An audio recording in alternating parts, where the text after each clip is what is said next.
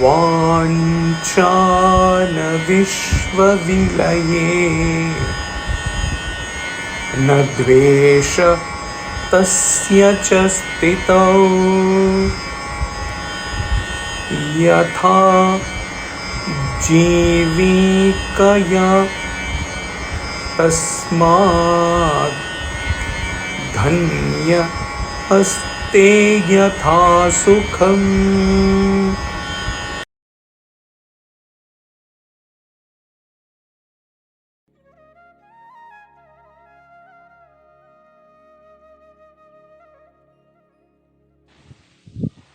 The man of wisdom does not feel any longing for the dissolution of the universe or any aversion towards its existence. He, the Blessed One, therefore, lives happily in whatever subsistence turns up as his lot, unasked. Man of wisdom is the one who has transcended his body consciousness, realized that in the ocean, mighty ocean of the world, his body, his mind, his intellect, his very identity is absolutely insignificant.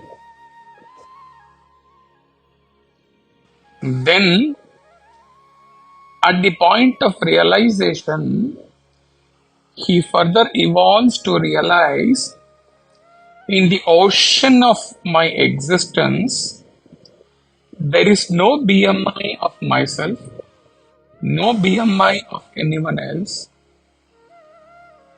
at all. Earlier, his BMI as a sadhaka, his BMI was insignificant with respect to the mighty creation, ocean of creation. Later, it is not only about significance, his BMI and all BMIs are rendered totally non-existent, having merged in the ocean of consciousness. Earlier it was ocean of world when he looked at himself as very insignificant. And now later in the ocean of existence, the entire creation along with his identity, everything gets merged. His small world ship,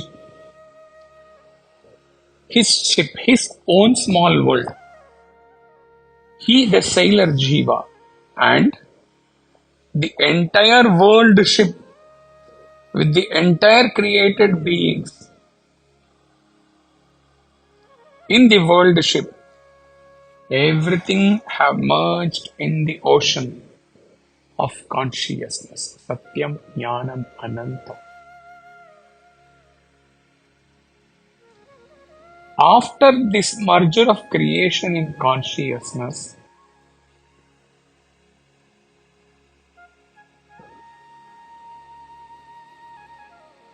when the creation itself is not there, then where is the question of his being aversive towards the universe? Where is the question of his longing for the dissolution of the universe? For him, the creation is like son of a barren woman. How is it possible for a barren woman to think that her child should die? How can she also hate the child, blaming that it is not dying, when there is no possibility of such a child at all?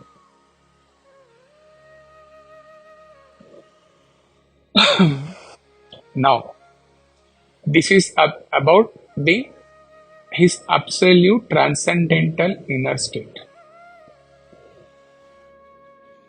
Now you may ask, okay, all merger is okay, Guruji, but suppose if he still exists in the creation, then how can he say me and the creation has merged in the ocean of consciousness and they are as non-existent as son of a barren woman? In that highest state of existence, even when a Jivan Mukta exists in the creation and still requires bare minimum things, food, clothing and shelter, for sustaining his physical existence in the world and for carrying on whatever mission which has been intuitively given to him by God, then what does he do? He just accepts whatever comes his way in terms of food, clothing, shelter, and moves about happily in bliss. If on a day, suppose he has none of them, no food, no cloth to cover himself and no shelter, he still exists as joyous self with no thought that he is not having these three things that day.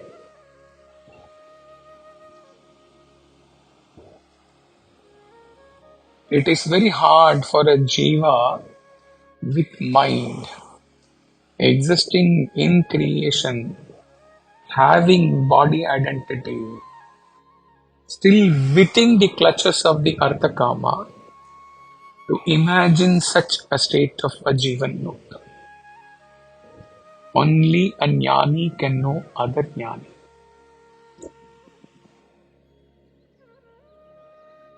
When we have any threat from someone, any threat from something, when we fear someone or something, then we wish that something or someone should perish, should leave, should never be there to cause us any problem or fear.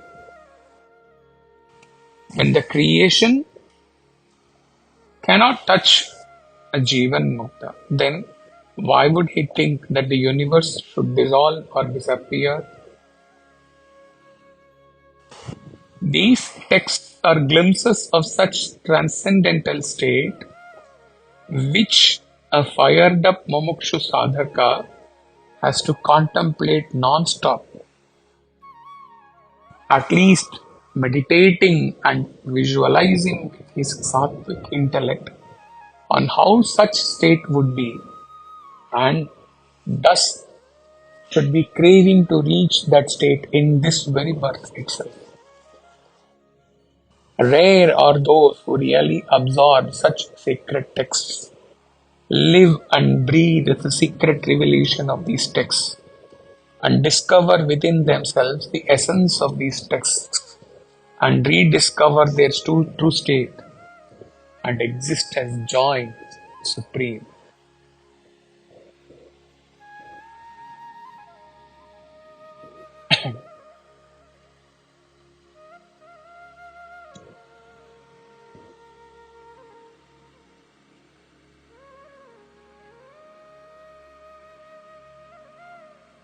Commentary line: Ashtavakra explains that the man of perfection lives in his own world of perfect bliss, and his body continues its existence living upon whatever comes to him unasked.